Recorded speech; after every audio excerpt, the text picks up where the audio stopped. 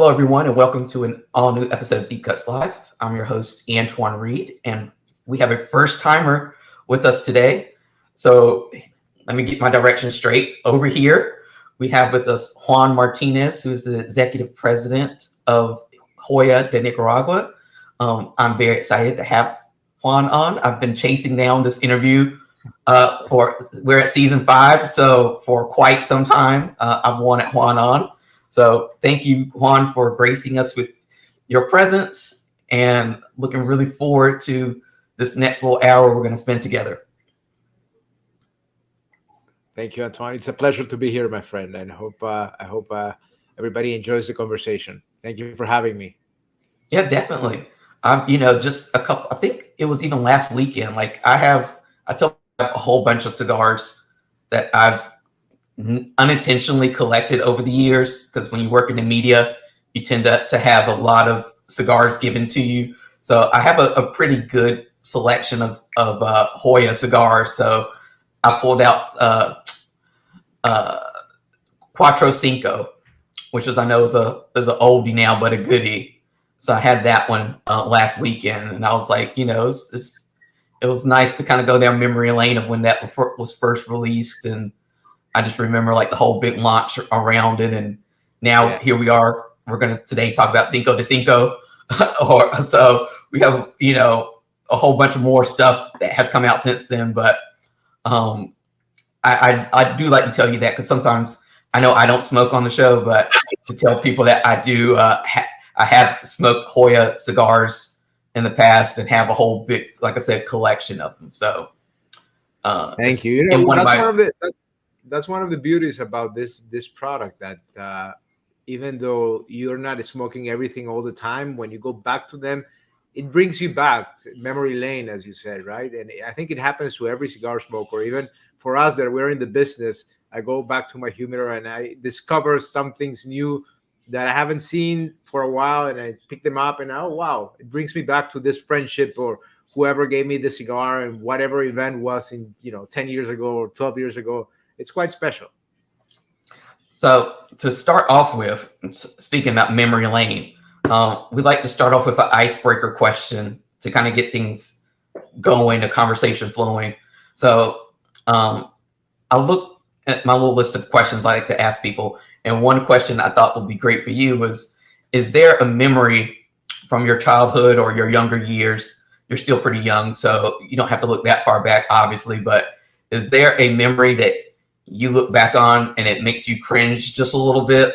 Like, we all have those like sticky memories that sometimes it's like embarrassing, or like that, and this makes you kind of like go, I don't, I remember that a little bit differently looking back at it as an adult.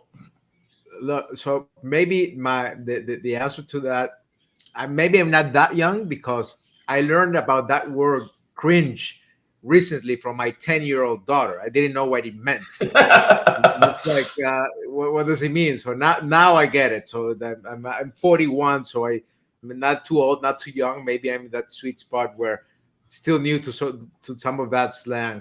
I do have a couple of cringe memories, memories that make me cringe. Actually, my first cigar that I ever had was a very uncomfortable experience. I remember when I was young, I grew up. My father got into business in 1992, but he used to smoke cigars before that. So I always was around cigars in a way or another. And I was the responsible in my house to do the cleanup of his humidor, of his personal humidor. So I was always go around.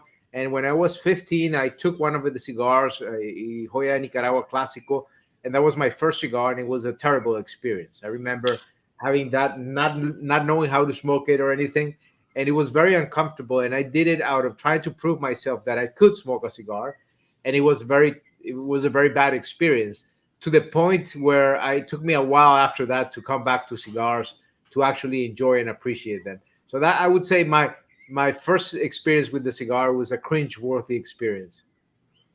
I think a lot of people have had that kind of experience. I know with me, it was like the first time I was just a graphic designer in the industry, and I was just like, I don't have to smoke a cigar. I was like, I'm good.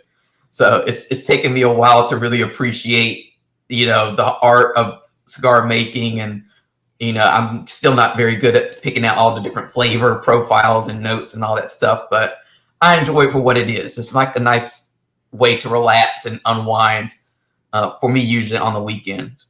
Yeah. Then the second part of that story is that when I was in university, I studied in a very cold place on earth, which is Montreal, Canada. And I remember bringing a couple of cigars with my study mates, and we decided to go out, and it was like minus 20 degrees Celsius. And I didn't know, what meant smoking a cigar at minus 20 degrees. And it was a horrible experience for the cigar, of course. Mhm. It broke. And then for us too, trying to smoke a cigar at minus 20 degrees was a terrible experience. And I felt ashamed because I came from from the tobacco, and I was proud of the product and showing it off to my friends, and we couldn't enjoy it at minus 20 degrees Celsius. Like I said, I'm really excited to have you on because I think Joya is one of those really interesting brands and companies out there, knowing that you all were like the first, in Nicaragua. You have this long history. I've seen your factory. It's very nice. But what I found too is with a lot of cigar smokers, or just people who think they know something about cigars, like if you're like when I'm going to the airport and the Lyft driver asks me, what are you going to? And I'm usually say, oh, to some cigar or something. And they automatically think Cuba. And they think, oh, like all the cigars come from Cuba. And like, and my friend went to Cuba and he brought me back some great cigars and I paid $400 for them and all this stuff. And I'm like, and then I give them like a little mini history lesson. I'm like, well, like Nicaragua makes cigars and Dominican Republic. And they're like, really? And they have no earthly idea that, at least for the US, like the main cigar countries is the Dominican Republic and Nicaragua. And they have like no idea, it just blows their mind that it's not Cuba. Yeah. So like, do you encounter the same thing? Like when you're kind of telling people? Every single time. My case is Uber drivers. That's the topic of conversation, especially when you're in events and trade shows in Vegas. Mm-hmm. Everybody ends up with a cigar in their hand for the first time from Nicaragua.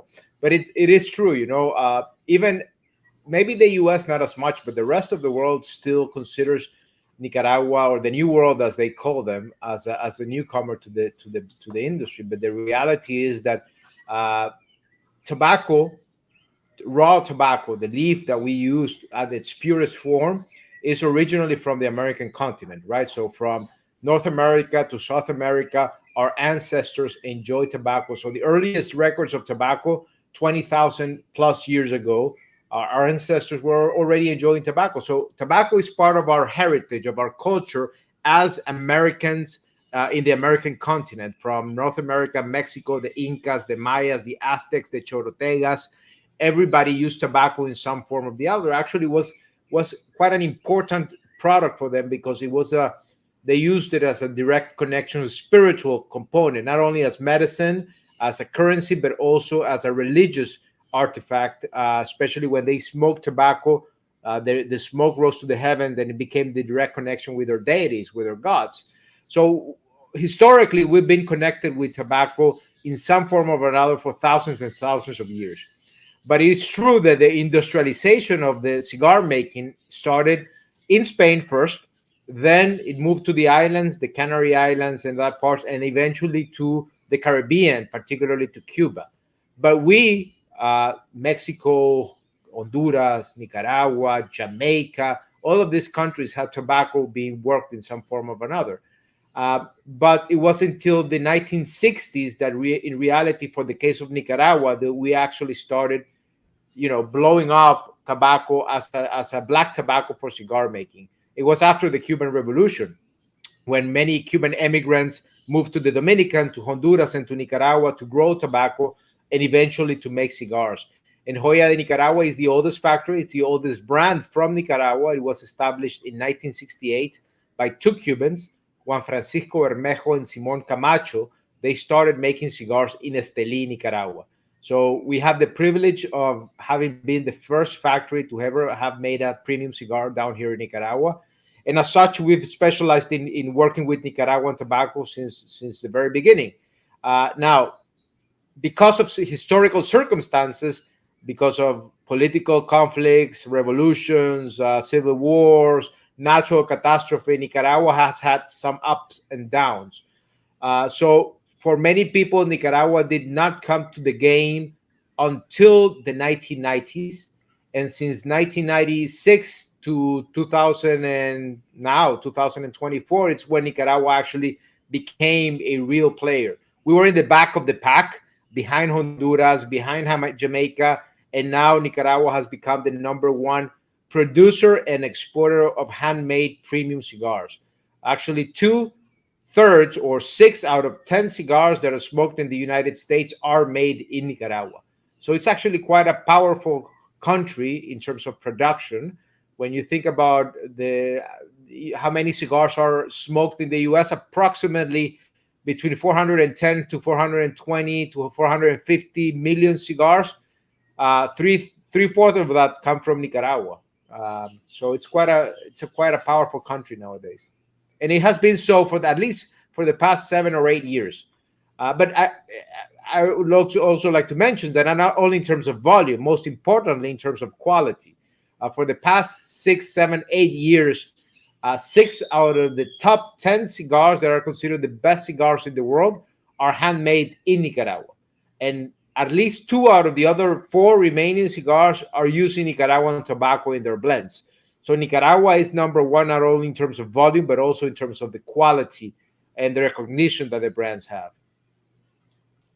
One thing that I like about Nicaraguan cigars and Nicaraguan grown tobacco is that you can correct me if I'm wrong, but it seems like Nicaraguan tobacco typically has a little bit of a spice or kick to it, like a little bit more pepper than some of the other countries.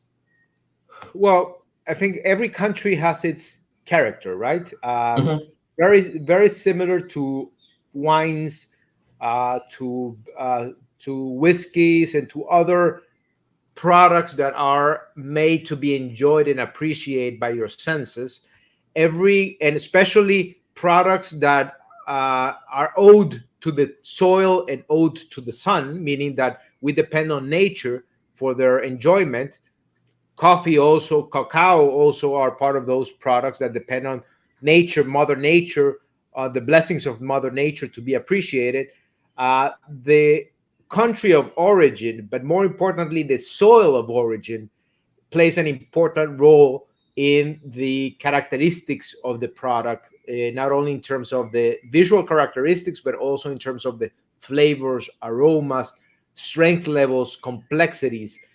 Nicaragua, in its original tongue, means land of lakes and volcanoes. So we are a country of volcanic origin. We have 19 volcanoes, 7 of which are active permanently. So that means that the soil in Nicaragua tends to be very rich, very nutrient rich in minerals, and we have quite a wide diversity of growing regions, meaning types of soils where we can grow tobacco. And that allows us to have a very wide diversity of flavors in our tobaccos. But most importantly, Nicaraguan tobacco is best known for its intensity in strength and its intensity in flavor. Not all of Nicaraguan tobaccos taste the same, but most of them will gravitate towards the higher notes of spices you mentioned very well, but also earthiness, cocoa notes, dark espresso notes, more intense. That intensity contributes to a more complex smoking experience, not only in terms of the amount of body and nicotine that the cigar delivers, but also in the way that the components interact to give you a more round and complex smoking experience. So more than attributing one specific note to Nicaraguan tobacco, I would say a collection of notes, but all of them in the intensity sector. So if you have let's say, a spectrum of flavor and strength from mildest to fullest, or from mild or low medium, you will always get Nicaraguan tobacco towards the more higher notes, be it because of the earthiness, be it because of the nuttiness, be it because of the earthiness.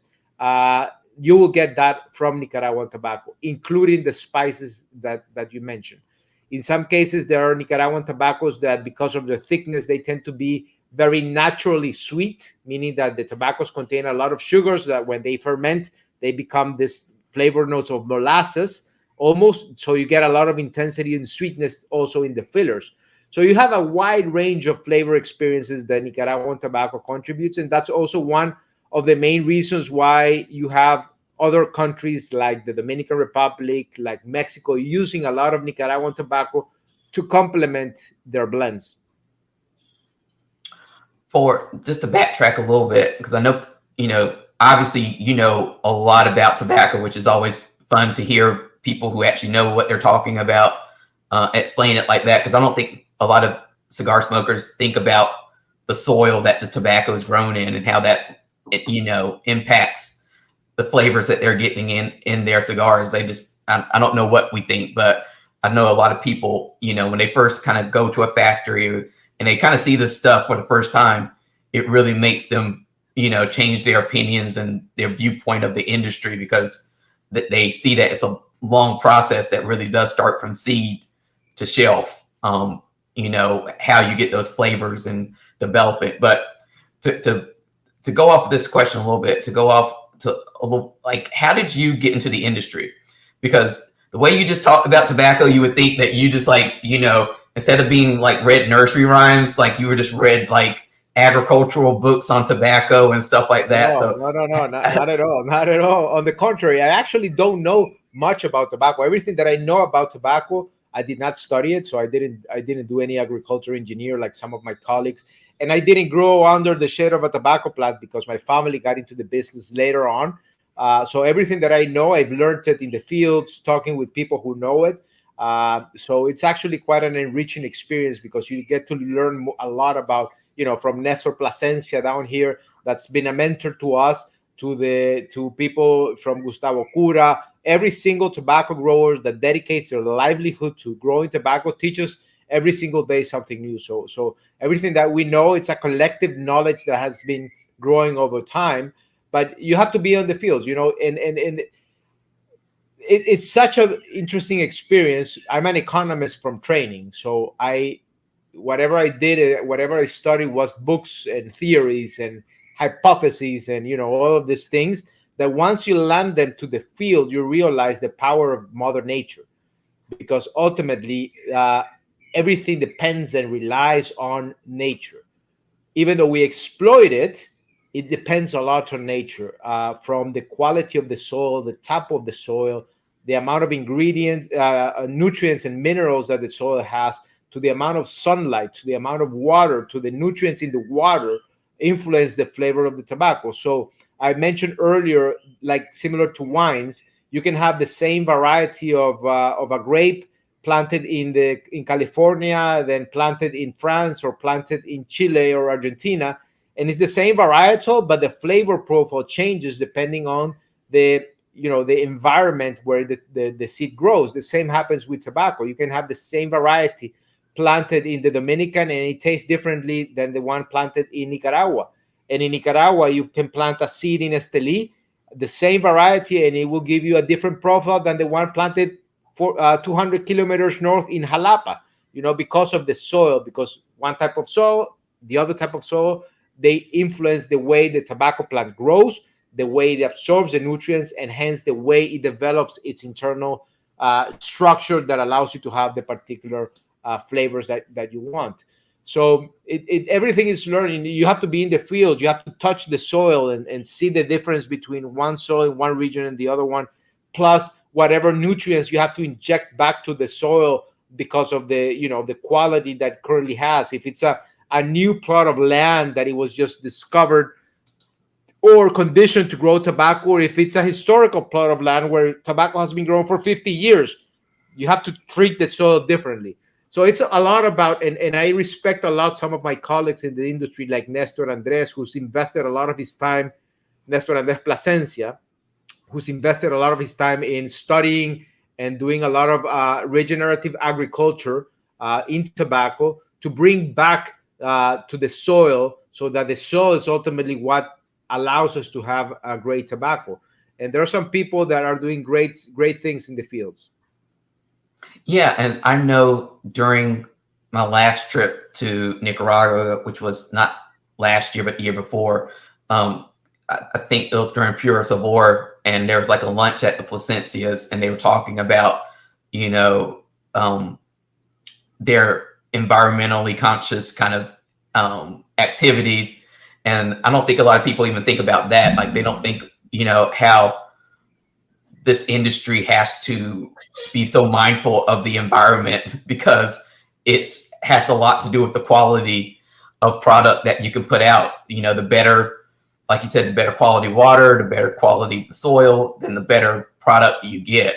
So um, it's been nice And, over the and, last and couple of years, I think, to hear more companies talk about their green efforts or environmental efforts to make cigars better, but a little bit more environmentally friendly. And what's interesting is that unlike other industries where this is a trend that's driven by consumers, in this case, the majority of the consciousness lies on the producer side. Because to be honest, in our business, not a lot of cigar smokers care about what happens in the fields, in the soils. But we as producers, as tobacco growers, as cigar makers, are very conscious on the impact and the footprint that we have in our Mother Earth, from the amount of land that we have to use to grow tobacco, to the amount of water that we, to the respecting the recovery cycles of the soil, even thinking about global warming, that eventually it's hitting us because of the disruptions in the weather patterns that impact the way we grow tobacco, the seasons where we grow tobacco, because it rains or there is no rain, so we have to find alternative ways. So it is growing that way, and again, there are some people who are leading the way, and we're very thankful for that. But cigar smokers need to know that this is a natural product. Natural meaning that it comes from the soil, it comes from Mother Nature. We don't add any chemicals, any additives, any flavorings, any preservatives to the tobacco that we use to make cigars. And on top of that, every single cigar that's premium, it's handmade, made by people.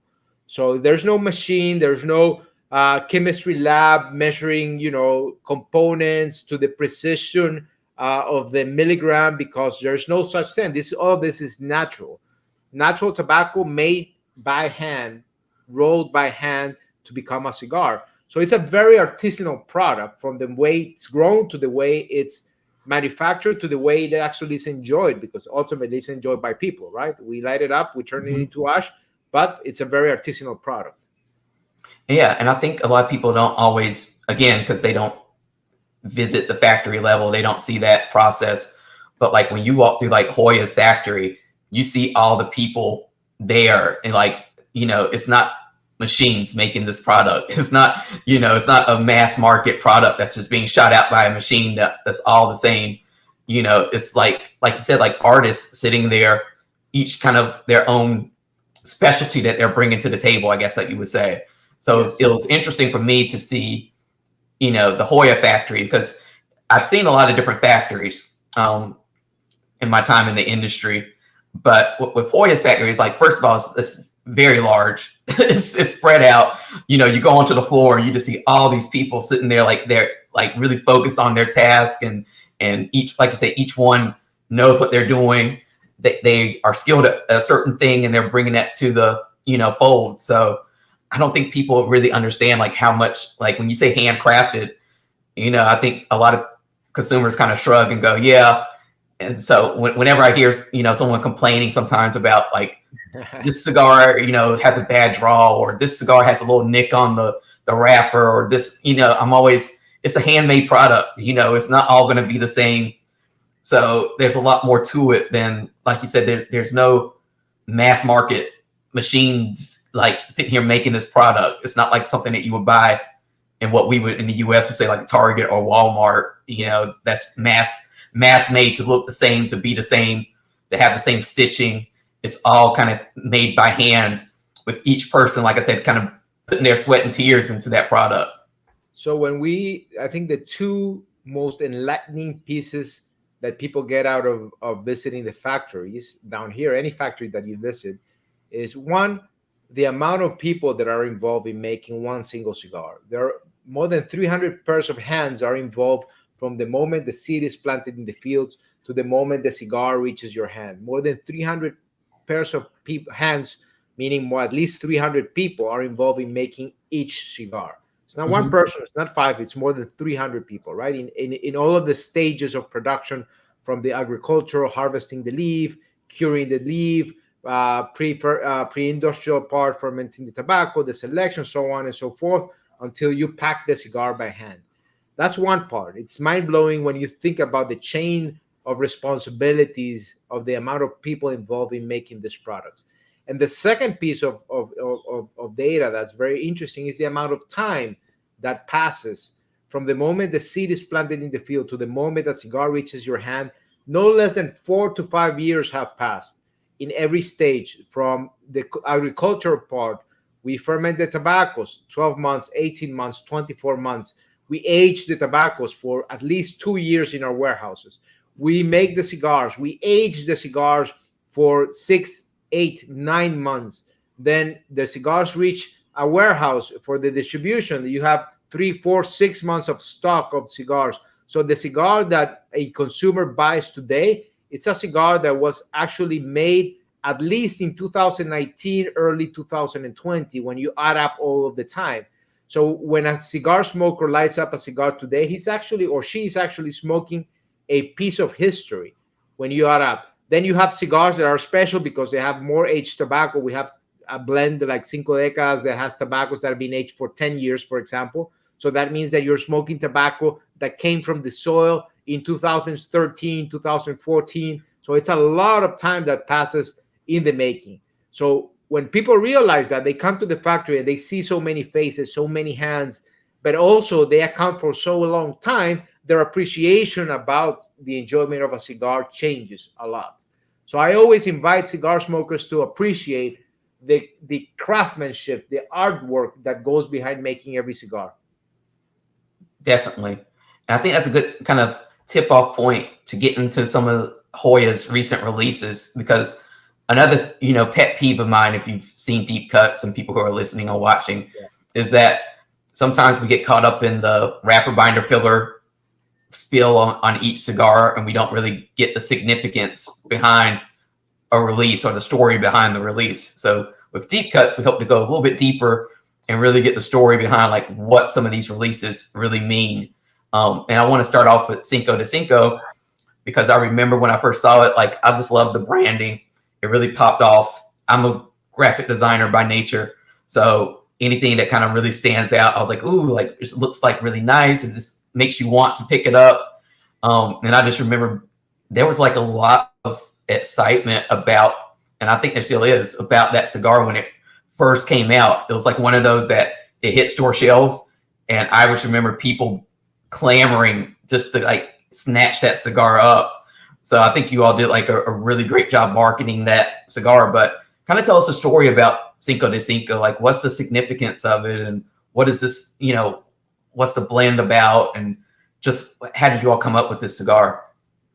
So cigar smokers, we humans are driven a lot about connections and stories, right?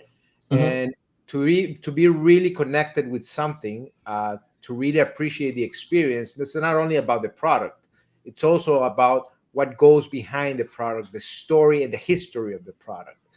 And we've learned that over the years, that if we do something, we try to have a meaning behind what we do, to relate, so that people can feel related to that product that we make. Because everybody can make a cigar, but not everybody can make this particular cigar that can tell you a story through the smoking experience.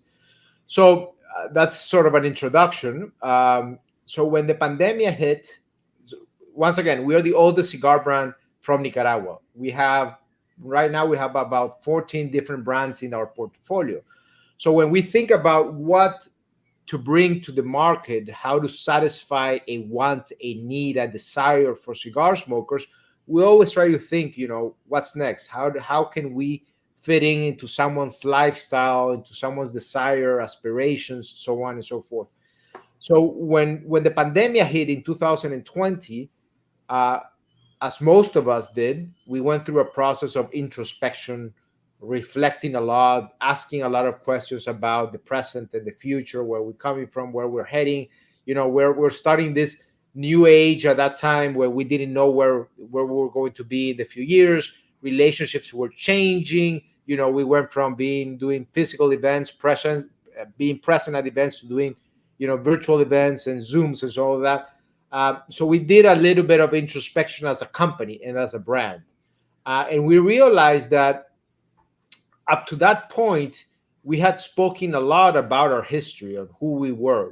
Our tagline was the most Nicaraguan cigar, the jewel of Nicaragua. So everything was about ourselves, our history.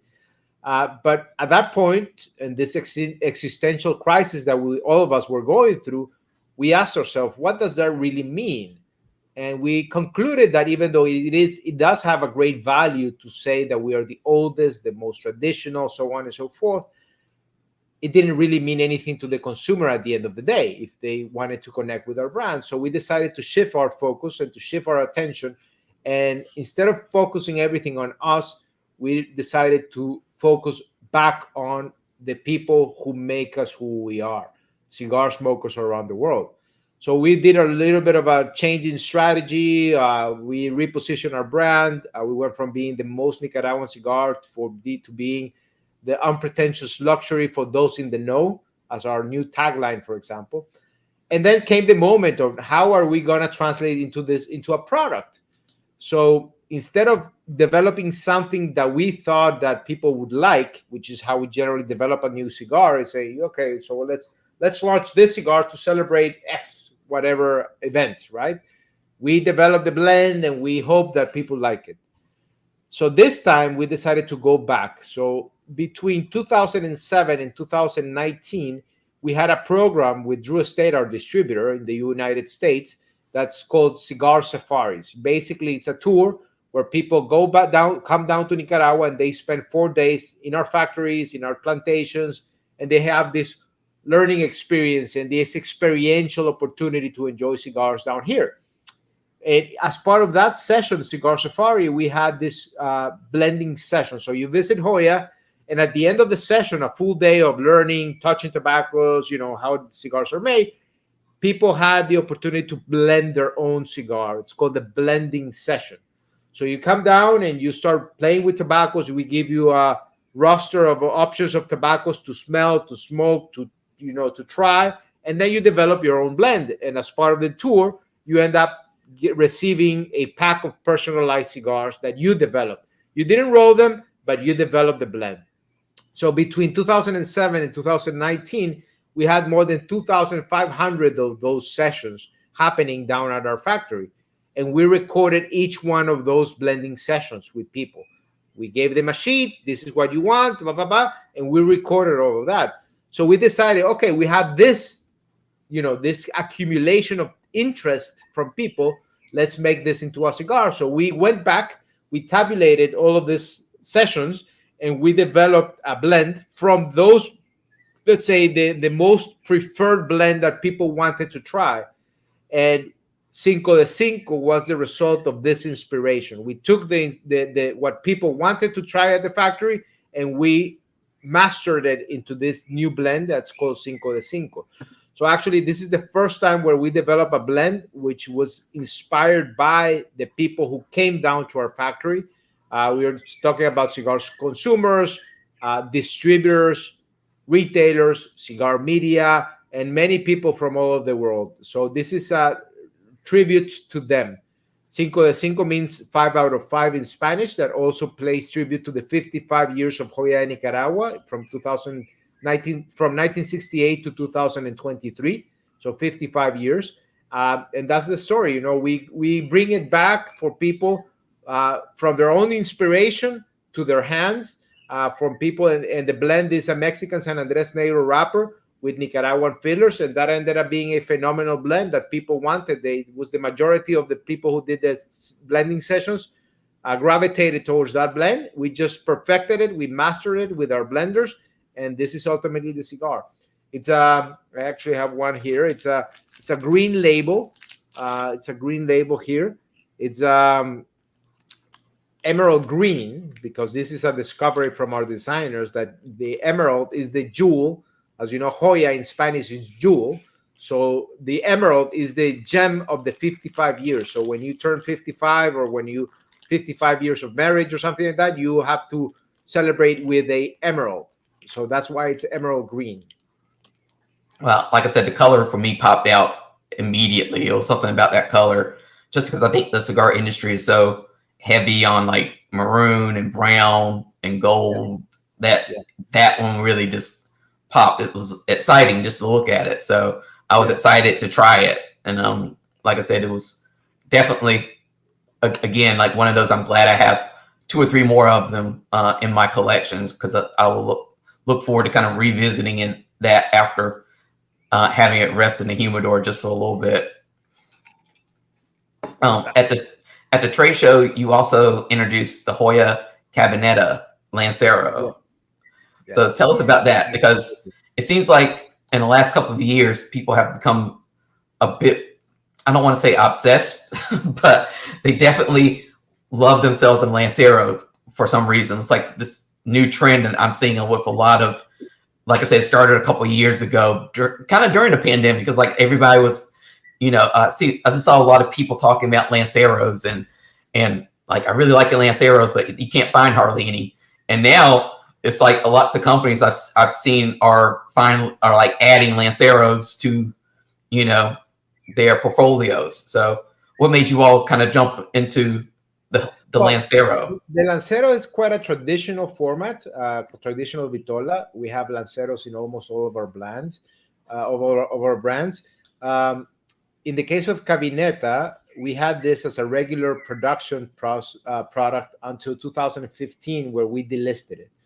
Uh, Lanceros are a special cigar because, given the size of the ring gauge, which tends to be a 38, 37, in some cases a bit thinner, the way the tobaccos interact with each other, proportions of tobacco allow you to have, in my opinion, a more complex and flavorful smoke. I am a small ring gauge smoker. I tend to go for 40s, 44, 46, 48, up to a 50. That's my preferred size. So in general, Lanceros are popular because of that. But those are tough cigars to make also. They have their challenges to make. So you have to have a good Lancero to be really able to appreciate the smoking experience. So this cigar actually is not a new cigar. Because of different circumstances, we decided to delist it from our portfolio about 9 years ago.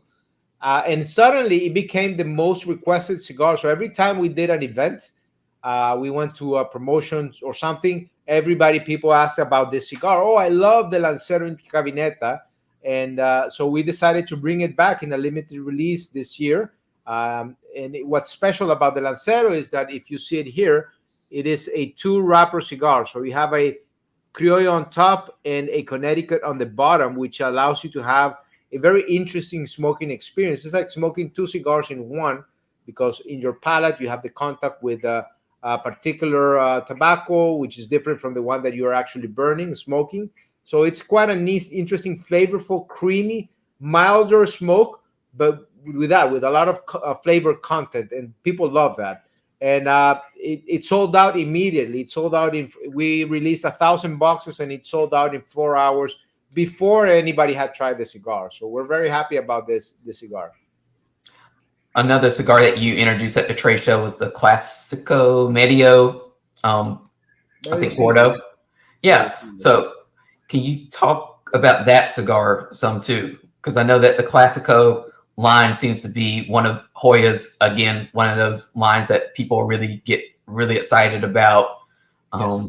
and know you all for and ask for it. So tell us a little bit about that cigar.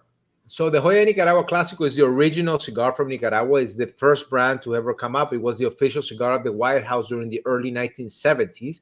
And it's a brand that we've had available for 55 years. It was the first one. And it has always been our most popular cigar outside of the United States. For historical reasons, in the late 2007, 2008, we took it out from the market because we thought that cigar consumers in the US preferred heavier smokes like the Antaño, so on and so forth. So we took it out from the market, but it continued to be our most popular brand outside of the United States. So we brought it back last year, the original, which is a milder cigar, an everyday cigar, and it became an immediate hit. And this cigar has a brother that's called, it's like a criollo wrapper. It's the same blend with a darker wrapper. It's called Medio Siglo, that we also introduced outside of the United States, and it became also very popular. So this year we are bringing also the Clásico Medio Siglo to our Club de Amigos, which is a loyalty program of about 300 shops around the country that have access to some exclusive products from Joya de Nicaragua. And the Clásico Medio Siglo was the release for this club this year.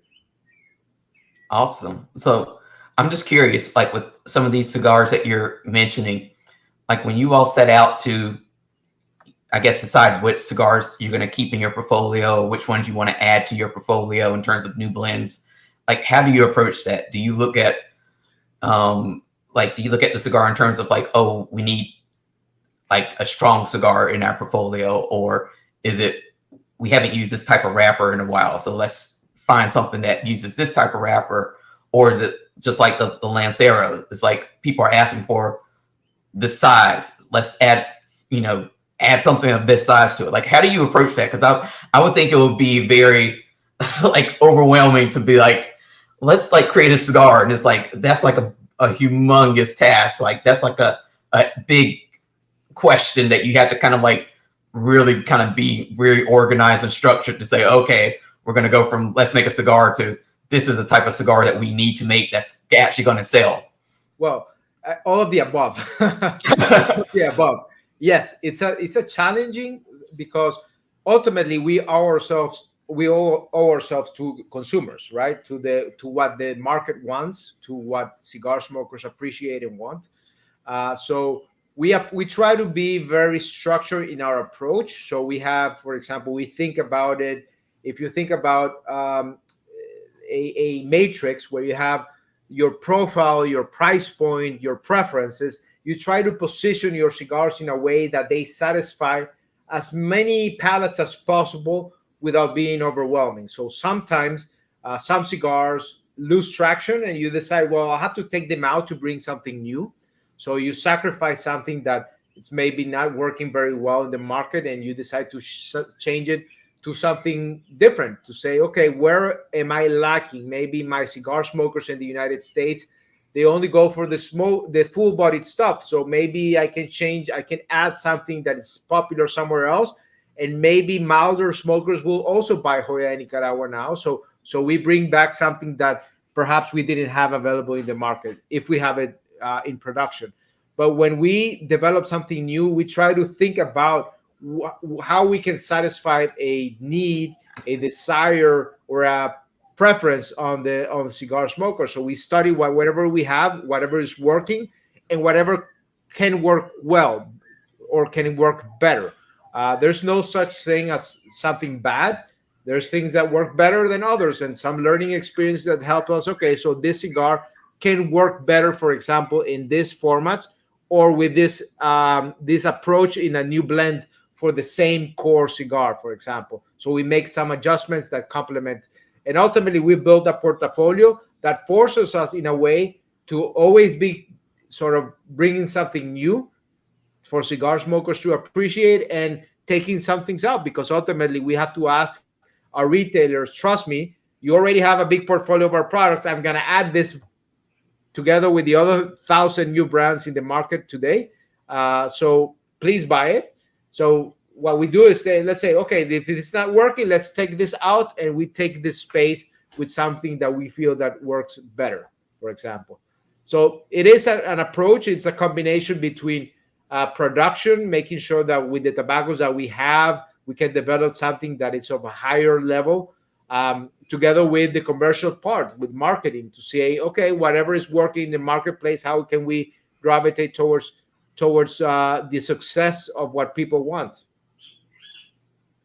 Now, with all that, I know I think I remember seeing it at the trade show, but the Ultimate Jewel Collection, because I feel like that's like the accumulation of everything that you've been talking about this interview, where you can kind of sample like the best of Hoya, like what Hoya has to offer, all in one big sampler set, if that's what you want to call it, a sampler. But can you talk about that collection a little bit and why people should maybe, if they are new to Hoya, maybe why that's a good place to start?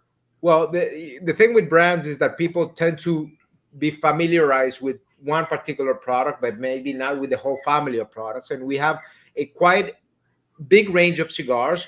Some are more popular than others. Some that are popular in some regions. Some are more popular in other regions. So what we did with the Ultimate Jewel collection is to give people the opportunity to try the best cigar of each one of our brands. So we have 14 cigars in one collection.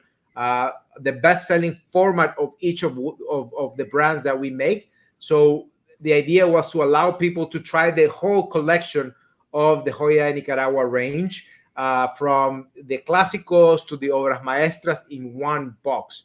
And that, I think it's been a great success because people forget, oh, I had forgotten about the Cuatro Cinco, which I love because now I've been focusing on the Cinco de Cinco.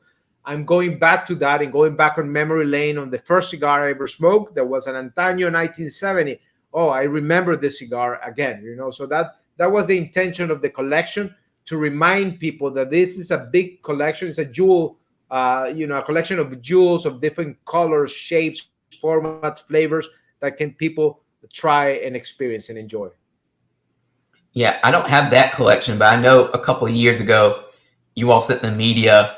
It might have been during the pandemic or a little bit after the pandemic, like this humongous collection. It was like a box that was probably about almost as tall as I am, with all these different Hoya cigars, and you all were like, "Here's the challenge."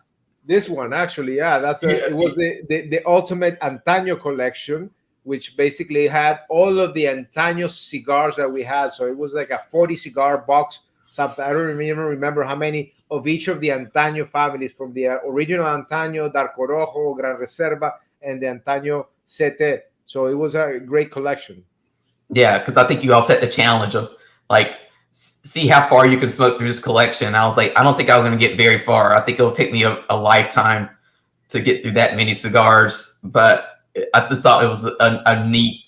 I like it when companies, encourage you to kind of smoke through their whole, like, a collection of cigars. Because like you said, you get so focused on your favorite cigar from the company that you for whatever reason, your mind psychs you out and you say, I'm not going to like that other cigar. And if someone hands it, or it comes in a sampler, that's something you go, oh, I'll why not? I'll try it. And then you go, oh, it's really good.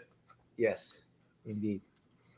As we get towards the end of this part of the interview, I don't think we could have a interview with you without asking about Drew Estate, because I know that they distribute your products here in the U.S. Yes. Great team over at Drew Estate. Always enjoy interacting with them. So what's it like working with Drew Estate, and especially JD, because he's definitely a unique character. He was my very first interview ever in this industry, like live interview. And he definitely, I tell people, it's not a famous clip, but I knew nothing about cigars at the time. It was the first time they had let me out from behind my desk, and they said, oh, you're going to go interview Jonathan Drew. And I was not ready. so it was definitely an experience. So tell us about your experiences with Drew Estate and Jonathan Drew. So my father began the relationship with Jonathan in 2007. This is when the distribution with Drew Estate began. And it was one of those contradictions in our industry, because you had the oldest, most traditional factory in Nicaragua joining forces with, at that time, Drew Estate was emerging as the game changer company in the business. And it was like polar opposites. You had the traditional, represented by my father, old school, old brand, and the new, acid, innovative driven company. And at the beginning, the interesting part was that not a lot of people trusted that the relationship would last because of, the opposites. But it demonstrated the complete opposites. We are, almost 20 years now in the relationship, and we call ourselves the other side of the coins. Every opposites attract, And Hmm. in a way, we've complemented each other in such a way that has allowed our company and their company to prosper and to grow and to be able to expand their awareness of their own, of each company's own cigar culture, heritage, tradition, and form of doing things, ways of doing things. And it's quite an adventure. We've been together and I'm in this business in a way thanks to Jonathan. He was the one who pushed me, who invited me to join and to learn, and I learned so much about cigars and cigar culture and cigar tradition and cigar smokers, particularly in the United States, thanks to Jonathan. And back then, Steve Saka was the CEO, and then Celucci, and now Glenn Wolfson, who's the new CEO. They are, for us, they're families. We have a very close working relationship. A lot of the improvements that we've done have been in a way inspired or promoted together with Drew Estate. And on the other side, we also partner up to make some cigars together, some collaborations like Kentucky Fire Cure and other products that we do together. So we feel honored and we feel blessed to have them as our hearts, eyes, and souls in the United States, because they do a great job. Sometimes, it's very hard for someone else to do the work that one can do for himself. But in the case of Drew Estate, it's been a blessing to have them as our partners and as our colleagues in the United States. So, what's next for Joya? Like, what are you all working on? And I know that cigar industry works years in advance, and there's stuff that you can't tell us that you're working on and all that kind of stuff. But what are you like? What are you all trying to accomplish next? Well, that's a good question. We're trying to connect back to consumers after so many years of craziness of growth of the it's been has been 3, 4, 5 years of historical growth for our business. And until this year we're sort of stabilizing and getting our foot back to the ground after so many changes and challenges. There's a new way of doing things, reconnecting with cigar smokers, with communities. Events are changing, trade shows are changing, and people are going back to basics in ways that going back to original blends and bringing back old stuff. Because like we are right now, we're focusing on strengthening the position of things that already worked in the past, instead of doing completely new stuff. Cinco de Cinco was our first new brand after 5 years, and we're sort of investing in building what we have and maintaining the trust and the confidence of cigar smokers. It's very hard. The pandemic gave us the opportunity of rethink many things, including Hmm. how we plan for the future. Where we are today is completely different where we thought we would be when we talked about the future in 2019, 2020, right? So right now we are thinking about this year, about the changes that this year is bringing, about the opportunities that this year is bringing, and obviously focusing on maintaining the quality and the consistency of our products available to cigar smokers all over the world. Awesome. Well, at this point in the show, I like to kind of close out this interview with two basic questions. The first of those questions is, do you have a philosophy that you live or work by? Yes, I have quite a few philosophies actually, or one whole philosophy of doing things. First, doing the right thing. Doesn't matter if it's not the best thing for the moment, but doing the right thing is more important than doing the most convenient thing. Also, people first. Whatever happens, try to put people first, not business, not commercial decisions, not strategic decisions. People first.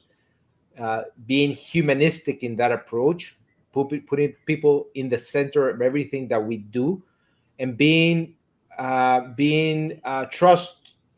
honest to that promise to people, right? If it's a consumer, if it's a worker, if it's an employee, if it's ourselves, putting the well-being and the livelihood of people first. And of course, being grateful that everything that we do, it's a blessing. Being alive in this world, in this planet, in this universe is a blessing. To have someone buy our cigars is a blessing that we need to be thankful for. And in that way also being empathetic, putting ourselves on the position of on the other person, especially if they're struggling, if they're suffering, trying to put ourselves there to support the situation. So doing the right thing, uh, doesn't matter the cost, it would be a priority, and then being humanistic in everything that we do, sort of our philosophy as a brand, as cigar makers. Awesome. The last question for you for this part of the interview is, I want you to finish this sentence. Juan Martinez Is the father of three beautiful children and the husband of a fabulous woman that inspires me every single day. So right now I'm focusing on that. My family has is the center of my world. So I'm father, and I'm a husband, and I'm then the rest follows. awesome. Now, for those people who are not watching this and they may be just listening to it, can you just tell people like all the different social media channels that they need to be aware of to follow up on Joya and everything that you all are doing? Yes. So our best connection with cigar smokers, or if we don't have the opportunity to see each other or meet each other on the streets or cigar events or lounges, is to follow us on social media at Joya Cigars, Instagram, Facebook, LinkedIn, YouTube. We have a lot of great content there, especially in YouTube, where we have um, a lot of videos, historical videos, and materials about our products, our brands, but also our history. And also in our webpage, hoyacigars.com, we have a cool space where you can tour the factory 3D, so you can actually see firsthand. And in Spotify, you can follow us at Joya Cigars, and you have some cool playlists of our preferred music, the music that we play at the factory, or preferred music for the team. So just connect with us and enjoy this smoking experience together at Joya Cigars in any of the social media platforms. Well, awesome. Well, I want to thank Juan for coming on the show today. Like I said, I was very excited to have him on finally, and I hope we can have you on again, obviously, to talk more about Joya in the near future.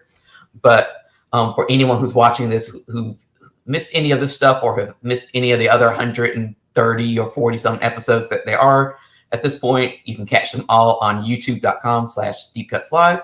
And just hit the subscribe or like button if you're on Facebook or any other social media platform to be notified anytime we have new content and new interviews like this. And Juan is going to sit tight because we have a little bit more to film. But I want to thank you all for watching and thank Juan for coming on again, and tell everyone, if you haven't had a good day, make it a great day. Thank you very much, Antoine. It's a pleasure. Deep Cuts Live.